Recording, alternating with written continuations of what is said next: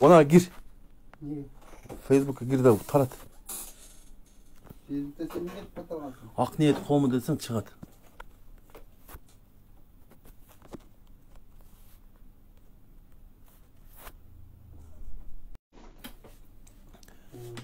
Assalamu alaikum. Çıktı. Assalamu alaikum tuğandar. Bölüşürseniz Ak niyet komu desen çıkat. Assalamu alaikum Abüleke. Qanday tinchsizmi? Gruppalarga bölüştürürümçe. Adamlara girsen başlayalım. Efirde. Girdin mi? Taptın mı? Ak niyet komu? Apkaç? Kaptın mı? Bak ona da turam. Açki giy oturam. O tuğandar qandaysыңар? Abüleken koşançı bir söyleşençi bir. Apersen? Facebook'tasın? Gir oşun aslına girsen oşada diyorum bu. Aslına gir. Aslına karasan çıkart onu. Primo girip çıkan mı? Apkaçsan? Ol kızmez. Apkaçsan? Jirinovski apkaçsan mesela görüstüyün. Tuğandar. Qandaysыңар? Sen duruşup предлагать келмескен да? Qarab tur adamdan basıp. Oy to'xtaqan eja qanday? Yaxshimi? Tinchsinglarmi? Yaxshi abja, yaxshi bo'ladi bardig'i, yaxshi Xudoga tinch, bola chaqalar cho'ng'ayotadi. Shu yuramiz, ishtaymiz abja. Assalomu alaykum, Qutman tang bizden saat boyunca 9'dan 33 o'tdi Moskva shahrida. Tuğandar, men kecha Qirg'izistondagi sayasi manaydagi qamoqlarni, bunday aytganda, turmaga tiqqanlarni qarab olib chiqdim. Dinaraja qandaysiz? Oşol boyunca bugün temamız oşol boyunca olur. Demek bu yerde Kırgızistan'dan 3 sayasi manaydağı zadержание, ortadan aytganda политический задержание manaydaçı. Sayasi zakaz. Emi bu Sadıravağız öz aytpады öyle, men ölçüp albayım depçi. Ol aldaganda aytkanda ele kalıp okşayt tuğanlar. Bu avaga işenişlerle kıyım bolup kaldı özüçü. Gruppalarınızla bölüşsöңүздөр. Anan geçe murda günü Segizbayev'ti karmaptır tuğandar. Segizbayev, geçe Hasan Kursanov, Kursant Hasanov. Bugün Abdugaziyev'ti karmaptır уже tuğan. Abdugaziyev premier minister, bывший premier minister. Emi kийинки очередь ким экен билбедим го туğandar. Баягы Текебаев Ömürbek Çirkeş aytkanday bolуп атат өзүчү секи ошого болуп атат. Türkmenistan'ın prezidentine okşayt bu Sadır Avangarça. Prezident boluk элек, prezident inaugurasına jetelek kamap жүрөт, жүрчү. Tuğandar, oşon үчүн men mınabı taraptaşlarına kayılıp ketет элем. Ошо Курсан Асанов, Сегизбаевдин taraptaşlarına. Неге унчукпай отурасыңар дейм да. Ошол унчукпай отурбай чыгып ошол талапкериңерди мындай защита кылбайсыңарбы дейм. Мен Курсан Асановду деле жактырбайм, Сегизбаевди деле жактырбайм. Өкөт тең эле мошенник мындай айтканда, ачык эле айтайын. Өкөт тең эле алып качар аферист мындай мен. Себеби мен не дегениnden билесиздер да. Атамбаевдин малында Сегизбаев кылбаган ишти кылды. Ошо белизге, телизге туура бирок рамках закона деп коет. Кыргыздарда бар го. Рамках закона, мындай айтканда орустарда. Ошол укук талаасында гана барса, жакшы болупту. Иш козгоду. Иш козгогондон именно түрмөгө тыгыш керекпи? Онда түрмөгө тыкканда раймаканда тыгыш керек болчу да. Асылбек, Жээнбековду түрмөгө тыгыш керек. Жээнбеков Соронбайды тыгыш керек. Эмнеге? Башкаларды башка метод менен иштеп, башкаларга башка метод иштеп калат тугандар. Ошон үчүн мен азыркы бийликке кайрылып кетет элем. Саясий манайда камагандар убагы келгенде жооп бересиңер. Мына ошолор убагында саясий мана кылып камап жүрүп, мына Сегизбаев азыр ошол акыбалга келди туганда. Азыр эми саясий манайда азыркы генералдар камап атат. Ошол күн келет, силер да жооп берген күн келет тугандар. Ошон үчүн саясий манайда каматып заказды кылбагыла тугандар. Бул жакшылыкка алып келбейт. Meyli Sadrekan'ın siyasi manada qamaptır deyli. Bирок ошону доказать этелек да эч ким. Onu hiç kim aytelek de ошону саясий манада Садырованы камады деп туурабы? Onu доказать этиш керек. Сот өкүм чыгарыш керек. Ким саясий манада камасачы. Ал болгон жери жок. Эми азыркы инаугурацияга ал элек инаугурацияга жетелек дагы 2 күн бар экен инаугурация. Уже саясий задержание кетип атат заказ менен. Группаларга бөлүштүрсөңүздөр. Анан туугандар, Абдыгазиевдин да күнөөсү бар бул премьер-министрдин. Себеби билесиздер, кечеги карантин башталганда кайдыгер карап канча деген адам өлүп кетти. Бул жоопко тартылыш керек. Бирок деген жери бар туугандар. В рамках закона укук таламда мындай айткандачы. Ошо талада кармап, апарып, камаш керек деп эми буну сот чечиш керек. Буну өтөдөн баягы эле 5-30 жылдан бери кайталанып келип турганда өзгөрүш жок. Ошодон көрө, ошондой мындай камаштан көрө, саясий манайда камагандан көрө. Лучше экономиканы карабайбы? Экономика не болуп жатат туугандар? Москва канча билесиздерби? 60 миң, 70 миң рубль экен туугандар. Ошону арзандаткыла. Ош шаарында свет өчүп атат. Ошону караңыздар. Аксайда эмне? Терексайда geçe ekologik katastrofa oldu. Siyanit kuyulup gitti Daryaga. Ошону карагыла. İş yok başka iş. Баягы маршрутка таксилердин проездин карап коюңуздар. Iş кыжыт табам десең, башка иштер менен деле алек болсоңор болот. Пока бул саясий манайда камашты токтотуп турсаңар туугандар. Аны кийин өчү алышыңызды кийин сиз айтпадыңыз беле, мен өчү албайм, мен кечирдим деп.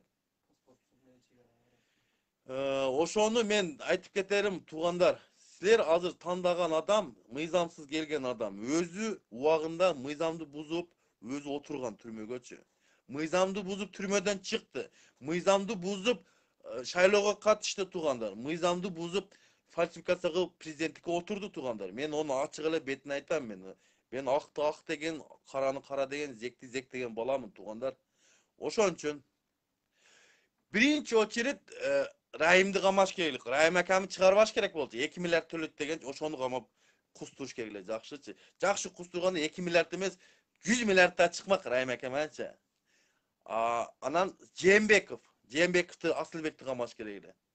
Буларды камабайт. Себеби булар Rahim акам, Жээнбековдор буну Садыр акам колдойт. Булар азыр бир команда туугандар. Кечеги 5-чи болгон октябрда Кыргыз элин жеңишин булар урдап алды. Айтачы.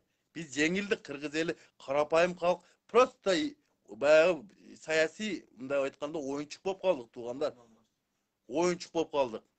Ошон үчүн туугандар, келиңиздер, биригели дагы ушу саясий куугунтук кылгандарды токтотолу. Болбосо чыгып айткыла, күчүңөр жетпесе жок дегенде сөз тилиңер менен айткыла туугандар. Тилиңер болбосо бар митингге чыккыла, требут эткиле. Бул президент азыркы болот. Президент инаугурациясы болуп, президент болуп айтылбайт. Бул просто азыр талапкер өткөн талапкер боюнча эле турат. Бирок деген жери бар туугандар. Шайлоо таза өттүбү? Шайлоого канча адам катышты? Шайлоо толук өттүбү деген маанин ушул суроону бердиңерби? 1.400.000 адам катышыптыр туугандар. Биз добуш бере турган адамдардан 3.500.000 адам бар. Ошонун 3төн 1 бөлүгү катты. 3төн 1 бөлүгү катышкан шайлоо бул шайлоо болуп эсептелбейт. Бул кайта жаңыдан шайлоо болуш керек туугандар.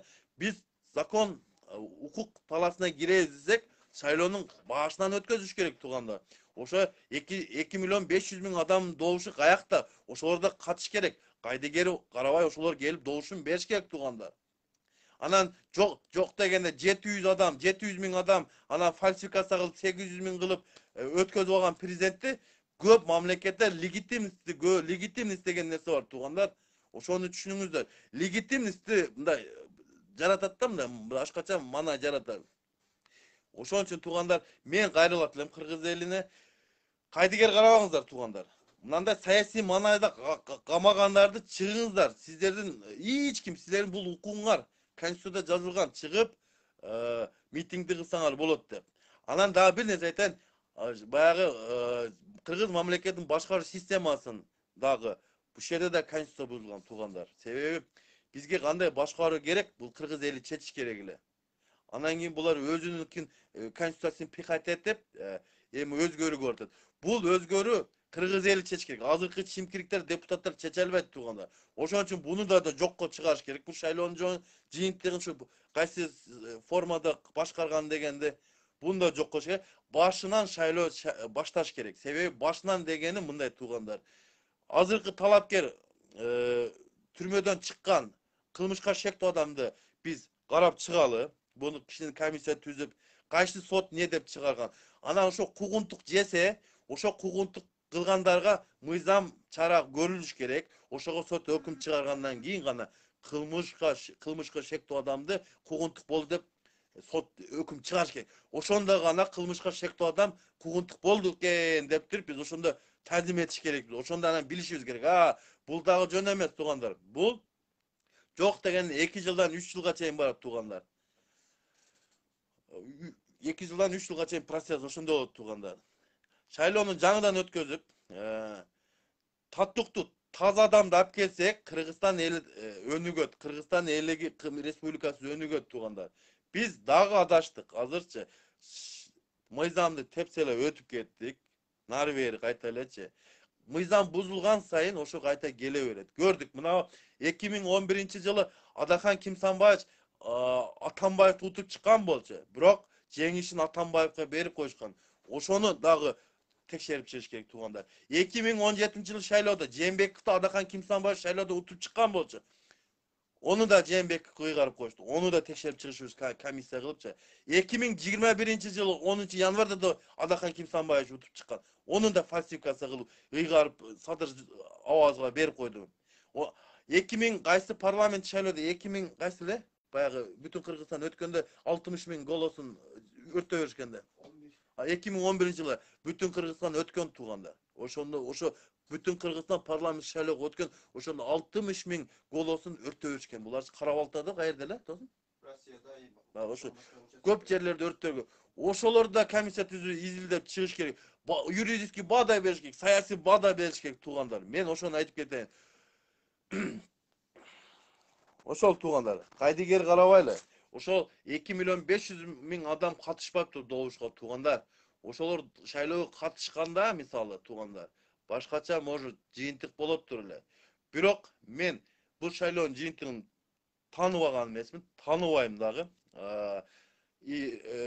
Берки опросунда тааныбайм, баягы парламентский, президентский башкаруу деген опросунда тааныбайм. Президент шайлоонун өзүн да тааныбайм. Анан президент талапкерлердин ошо түрмөдөн чыккан кылмышка шектүү адамдын өзүн да тааныбайм. Себеби ушул жерде мыйзам бузулган туугандар. Мыйзам чегинде гана адам, таза адам келгенде Кыргызстан оңолот туугандар. Мыйзамдуулук орношот, закон деген иштейт. Азыр бизде ошол 400 семья 30 жылдан бери каныбызды ичип келсе, ошол семья дагы эле каныбызды дагы 30 жыл ичет туугандар. Бу жерде соке кетти, саке келди туугандар. Бул фигура, Садырабад просто фигура. Бул мындай айтканда скоро козол отпущение кылат буну деле. Сокени кандай козол отпущение кылып президенттиктен кетирди. Садыров авазда ошол козол отпущение кылат туугандар. Ошон үчүн биз таза гана адамды алып келгенде, таза адамдын ичине ким кирет? Бул Адахан Кимсанбаевич. Бир саясаттардын ичинен бир гана адам калды, Адахан Кимсанбаевич. Аркасында эчтеке информация взятка боюнча чукул нерселер эчтекеси жок туугандар. Ушул адам гана бизде калды. Ошол адамды биз президент кылып шайлайбыз. Кыргызстан өнүгөт ошол туугандар. Мыйзамдуулук орношот, закон иштей баштайт туугандар. Бизге окшогон мигранттар Кыргызстанга барат туугандар. Мына мен 10 жылдан бери мигрантмын. Мен Кыргызстанга барып жашагым келет. Ошол менин акчам, мен бияктан жөнөткөн акчам менен ошол свет газды мен төлөп атам туугандар. Ошол акчам менен мен үй бүлөм акчам жөнөтүп атам. Ошол жердеги бала чакам, ата энем менин акчам менен продукт алып атат. Ошол магазин экономикасы биздин салымыбыз, мигранттардын салымы өтө чоң туугандар. Ошон үчүн рахмат. Асыл 66.000 голос, туура мен эми примерно айттым да. Кайдыгер карабайлы. Мен ушул 2.500.000 адам добуш бербеген, шайлоого барган жарандарга кайрылып кетем туугандар. Кайдыгер карап, сиздер ушул акыбалга алып келдиңиздер туугандар. Dagы Кудай кааласа мына кеч эмес. Мен кыргыз элин чакырып кетем. Ушу саясий маанайда камаган нерсени токтотпосок биз туугандар. Бул жакшылыкка алып келбейт туугандар. Саясий маанайда өч алып жүрүп ушул маалга келдик туугандар. Ошолдон көрү биз Кыргызстан Республикасынын экономикасын ойлонбойлу туугандар. Ошол баягы саясаттын шайтан оюн ойногондон көрү ушу экономиканы түздөбөйлү туугандар. Инвесторлорду алып келип, кыргыз мигранттарды алып келип, ошол Кыргызстан шаарын, Кыргызстан Республикасына иш жумуштарды, мындай айтканда орундарды ачпайлы туугандар. Бизге окшогон мигранттар, акылдуу мигранттар да жүрөт. Америкада жүрөт, Италияда жүрөт туугандар.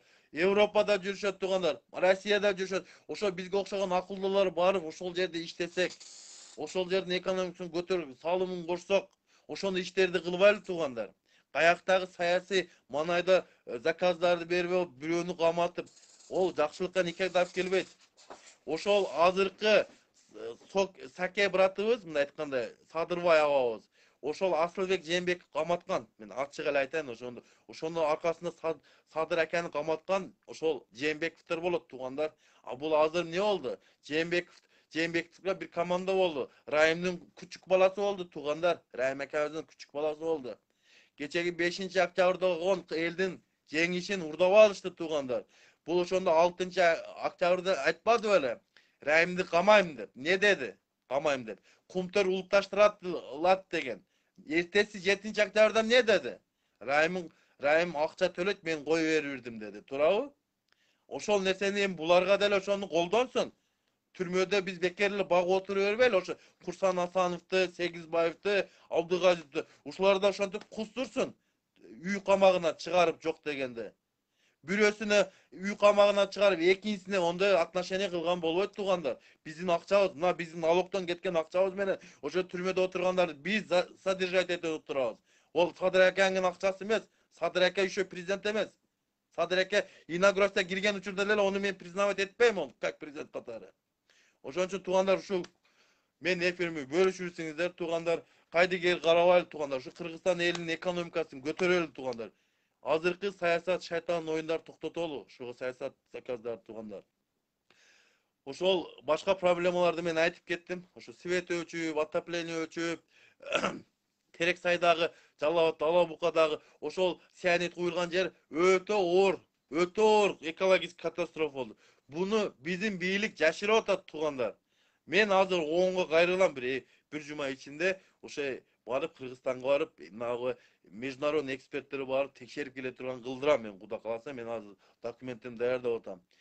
Анан дагы бир нерсе айта турган нерсе туугандар. Мен бул мына Садыр аба Москвага келет экен, Куда биринчи визитти Москвадан баштайт экен. Мен ушу Садыр абаны өзүм тосуп алам, менчи Кудай кааласачы. Мен уга бул кишиге мен сюрприз кылам, менчи Кудай кааласачы.